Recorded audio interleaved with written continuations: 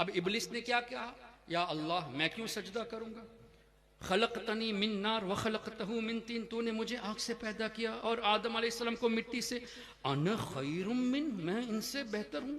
اور یہی قاسم نانوتوی نے تحذیر الناس میں لکھا کہ امتی کبھی کبھی عمل میں نبی کے برابر ہو جاتا ہے، کبھی نبی سے بڑھ جاتا ہے۔ تو یہ قاسم نانوتوی کو ذہن دینے والا ابلیس ہے۔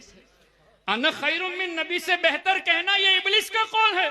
اور یہی بات قاسم نانوتوی نے تحذیر الناس میں لکھی کہ امتی کبھی کبھی عمل میں نبی سے بھی بڑھ جاتا ہے، معاذ اللہ رب العالمین۔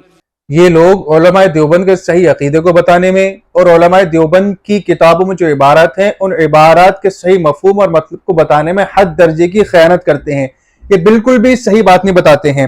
اب تحذیر الناس پر انہوں نے اعتراض کیا ہے اور یہ کہا کہ مولانا قاسم نانوتوی نے اس کے اندر یہ لکھا ہے کہ امتی کبھی کبھی عمل میں نبی کے برابر ہو جاتا ہے۔ الفاظ پہ غور کرنا کہ امتی کبھی کبھی عمل میں نبی کے برابر ہو جاتا ہے اور کبھی کبھی عمل میں نبی سے بھی بڑھ جاتا ہے، انہوں نے یہ کہا، جبکہ تحذیر الناس کے اندر یہ عبارت اس طریقے سے موجود ہی نہیں ہے۔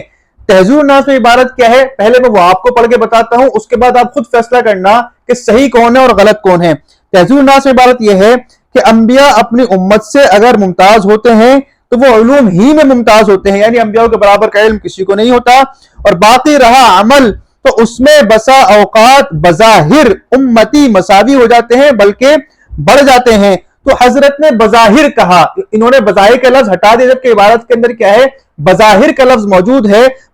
حضرت نے کہا بظاہر یعنی انسانوں کی نظر میں، نہ کہ اللہ تعالیٰ کے یہاں ثواب کے اعتبار سے۔ اب جو ہے عبارت کا مطلب کیا ہے وہ بھی میں آپ کو بتاتا ہوں کہ امتی کس طریقے سے بڑھ جاتا ہے۔ تو آپ اس کو سمجھیں کہ شب معراج میں جو ہے نمازوں کو تحفہ ملا اور 5 نمازیں فرض ہوئیں، تو صحیح روایت کے مطابق جو ہے حضرت صلی اللہ علیہ وسلم 15 سال دنیا میں حیات رہے، اور 13 سال کی بھی روایت آپ کو مل جائے گی، یعنی معراج کے سفر کے بعد 15 سال اور 13 سال دونوں کی روایت ہمیں مل جاتی ہے۔ اب اگر ہم 13 سال والی روایت کو لے کر اگر ہم حساب لگائیں تو ایک سال میں جو ہے ایک دن میں 5 نمازیں فرض ہوتی ہیں اور ایک سال میں 365 دن ہوتے ہیں، تو 5 کو ملٹیپلائی کریں گے اگر ہم 365 سے تو نمازیں بیٹھتی ہیں ایک سال کی 1825، اور اگر 1825 کو ملٹیپلائی کریں گے ہم 13 سے تو نماز بن جائے 23,725۔ تو حضور صلی اللہ علیہ وسلم نے اپنی 13 سال زندگی میں شب معراج کے بعد کیا 23,725 نمازیں پڑھی، جبکہ وہیں اگر ہم کسی امتی کو دیکھیں اگر اس کی 100 سال زندگی ہو رہی ہے 80 سال زندگی ہو رہی ہے تو اس کی نمازیں کافی زیادہ ہو جاتی ہیں۔ تو بظاہر دیکھنے میں کیا ہے یہ امتی عمل میں نبی سے بڑا ہوا نظر آ رہا ہے، لیکن اس کا مطلب یہ نہیں، حضرت نے یہ بھی لکھا ہے کہ بظاہر کہ اللہ کے یہاں وہ ثواب میں یا درجات میں بڑھ جائے گا۔